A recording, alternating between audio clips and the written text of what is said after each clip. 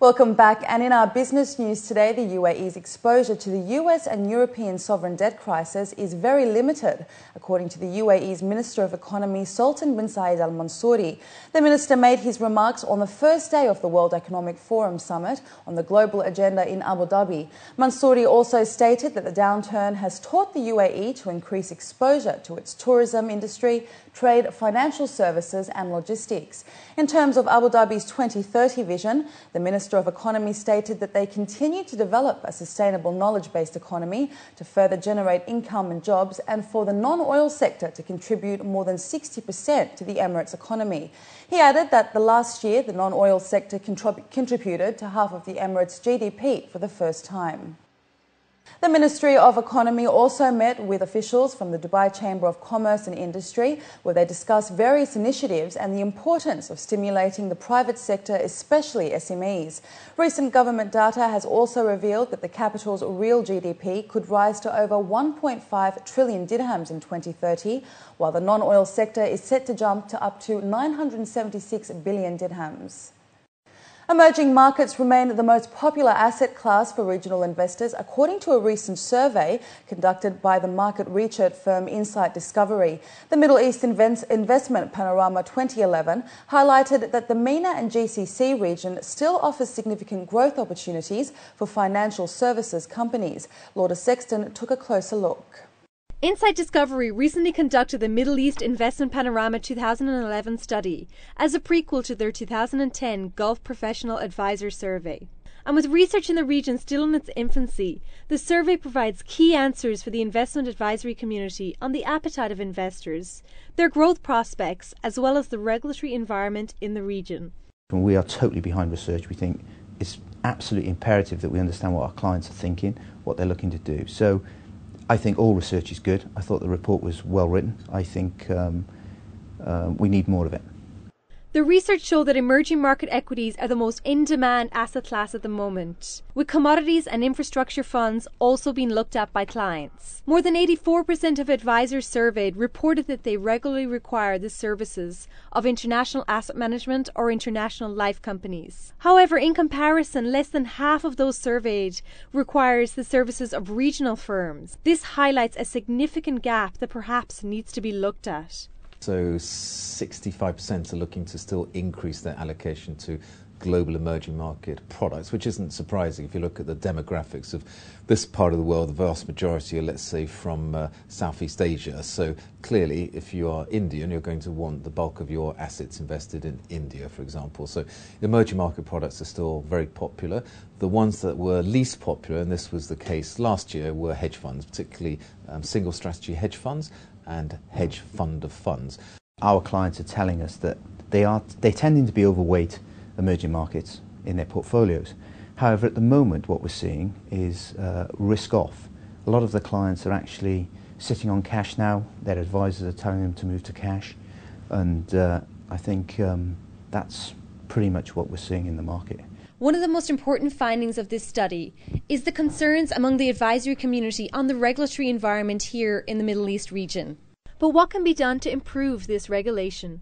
Within the GCC, I think it's fair to say that it's not as well regulated as, let's say, in Europe, but that's changing. ESCA, which is here in the UAE, is bringing in new legislation that will impact international asset management companies, and I wouldn't be too surprised if over the next couple of years there'll be more regulation for financial advisors as well.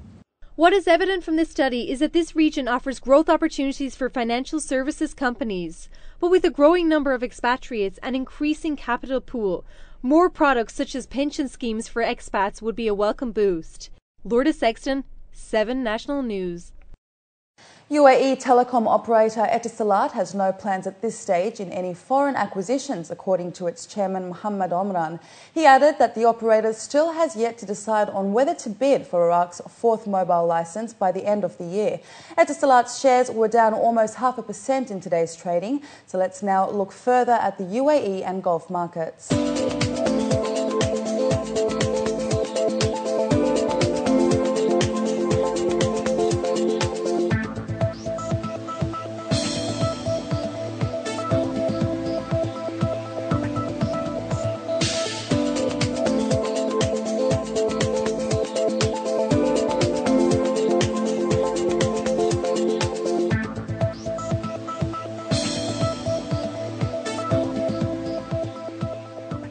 And making headlines abroad, Russia may buy Spanish debt securities in case there is a need to assist Europe to solve the debt problem, according to the Russian president's economic aide. Speaking at the MDG6 Eastern Europe and Central Asia Forum in Moscow, presidential aide said that Russian Foreign Minister Sergei Lavrov and former Finance Minister Alexei Kudrin had discussed a possible deal earlier with the Spanish economy and Finance Minister Elena Salgado.